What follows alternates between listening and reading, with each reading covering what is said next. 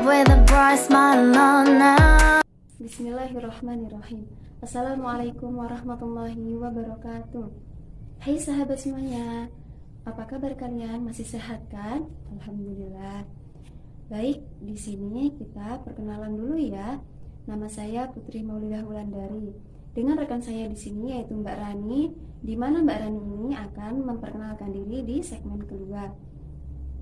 Di sini kami akan menjelaskan mengenai pentingnya teknologi informasi bagi kehidupan di mahasiswa.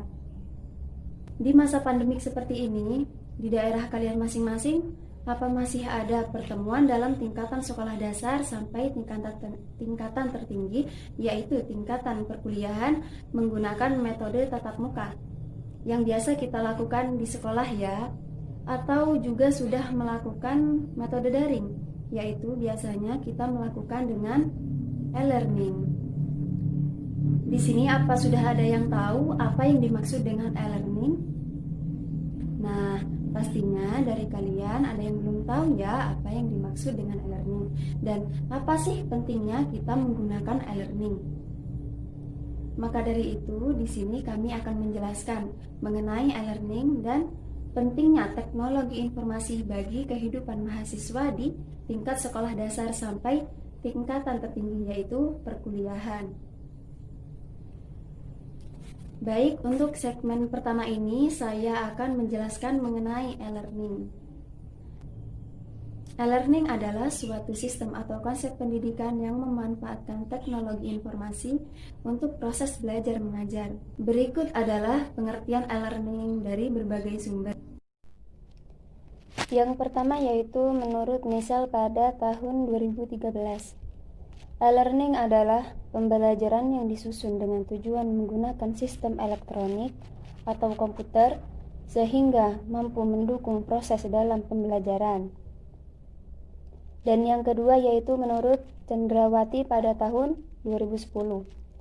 E-learning adalah proses pembelajaran jarak jauh dengan menggabungkan prinsip-prinsip dalam proses pembelajaran dengan teknologi.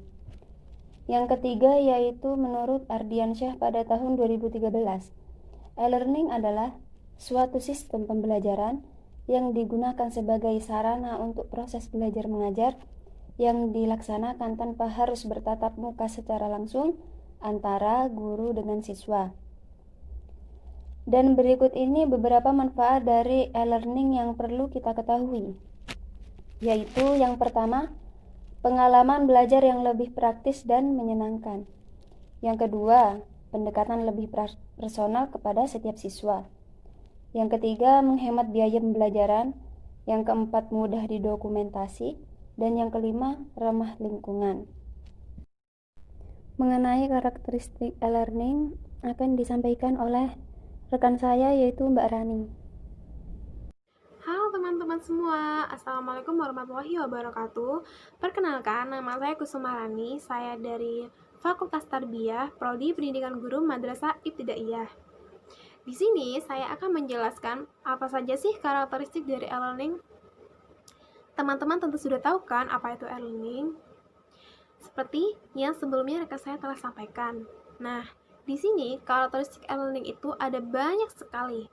Menurut Rosenbridge tahun 2001, karakteristik e-learning itu berupa jaringan, karena ia dapat memperbaiki secara cepat, memulihkan dan menyimpan kembali, mendistribusikan, serta dapat mengakses dan sharing informasi juga pembelajaran. Adapun karakteristik e-learning lainnya yaitu yang pertama, menggunakan jasa energi elektronik. Yang dimaksud di sini yaitu karena e-learning bersifat media software, jadi teman-teman untuk mengaksesnya memerlukan perangkat elektronika seperti komputer atau telepon. Yang kedua, menggunakan media komputer seperti jaringan komputer atau computer networks atau digital media.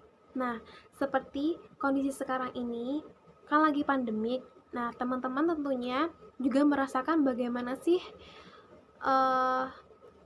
susah senangnya, pahit sedihnya, dan senangnya pelajaran daring di rumah, ya kan?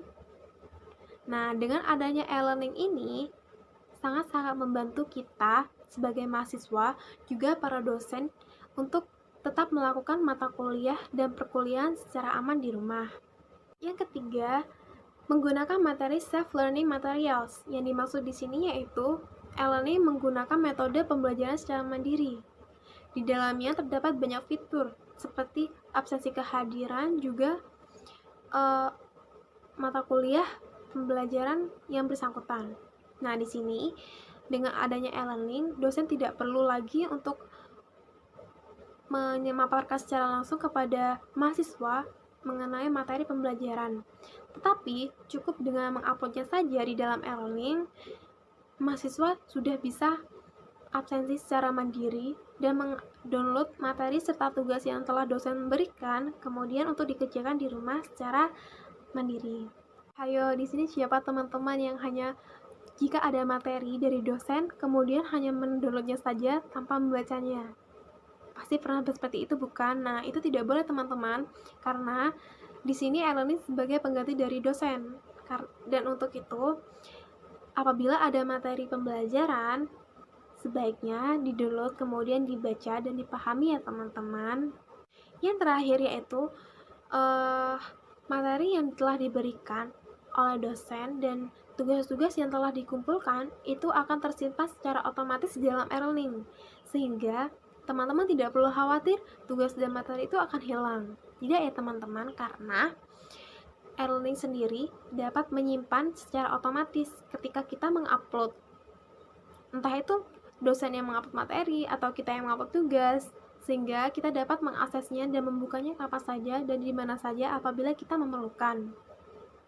Di e-learning sendiri karena ada fitur absensi kelas, nah jadi dosen secara otomatis akan mengetahui di rumah melalui komputer siapa saja mahasiswa yang menghadiri dan tidak hadir saat mata perkuliahan berlangsung. Informasi ada banyak sekali yang dapat kita ambil dari e-learning ini. Kita juga dapat mempelajari hal-hal baru selama pandemik, selama mata kuliah secara online. Teman-teman harus tetap semangat dan optimis ya, meskipun perkuliahan kita dan sekolah kita dilakukan secara di rumah, daring, dan hanya melalui e-learning saja. Kita belum tahu dosennya siapa, mukanya seperti apa, orangnya seperti apa, karakteristik seperti apa, dan kita perkenalan secara online oleh teman-teman kita juga. Kita diharuskan untuk mengerjakan tugas sama-sama meskipun kita hanya bertegur sapa lewat media sosial saja. Teman-teman harus tetap optimis dan bersabar. Semoga pandemi seperti ini lekas berakhir dan kita lekas bertemu, berkuliah secara normal kembali, dan semangat semua.